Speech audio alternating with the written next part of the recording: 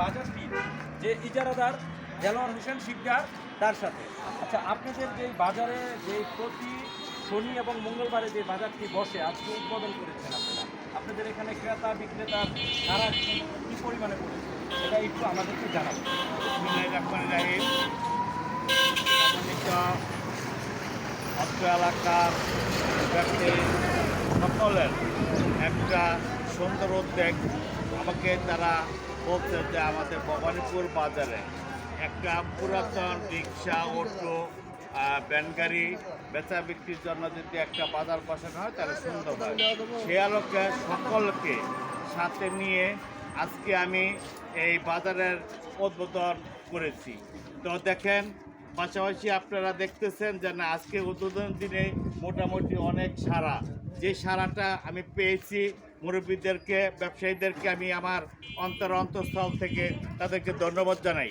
পাশাপাশি এলাকার আমার এই ভবানীপুরের ঐতিহ্যবাহী ভবানীপুর, সেই ভবানীপুর বাজারে দেখা গেছে সুন্দর একটা পরিবেশে আমি এই স্কুল রোডের যেই অটো, ভ্যান, রিক্সার যে বাজারটা বসাইছি, সে বাজারটা আগামী দিন যেন আরও সুন্দর হয় সে আশা করি। পাশাপাশি আপনার এলাকা যারা আছেন সবাই সহযোগিতা করবেন। এখানে প্রশাসনিক বন্ধুবান্ধবরা যারা আছেন এবং সাংবাদিক বন্ধুরা, আমাদের এলাকার নেতৃস্থানীয় যত বন্ধুবান্ধব আছে সকলে এই অটো বাজারের দিকে একটু নজর রাখবেন, তাহলেই সুন্দর হবে। এই বলে আমি কথা শেষ করছি। সবাইকে ধন্যবাদ। আসসালামু আলাইকুম। সেই সাথে আমরা কথা বলবো যে এইখানে যারা অটো বিক্রি করতে আসছে এমন একটা সময়। আচ্ছা, আপনার বাড়ি কোথায়? আমার বাড়ি আনসার রোড। আপনি আনসার রোড থেকে এটা কিভাবে আপনার সন্ধান পেলেন আজকে যেখানে এটা হাট বসবে? সন্ধান পেয়েছি যে আগামীকাল মাইকিং হয়েছে, মাইকিংয়ের মাধ্যমে আমি সন্ধান পেয়েছি। আপনার এই অটোটা এখানে কি দাম বলেছে? হ্যাঁ, কেউ? দাম বলেছি।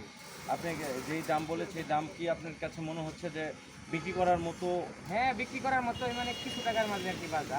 যে আমি দাম চাইছি 1,10,000 টাকা, দাম বলছি 80,000 টাকা। তো এটা দামাদামির মাধ্যমে জিনিস পছন্দ, দামাদামির মাধ্যমে নিয়ে যেতে পারে।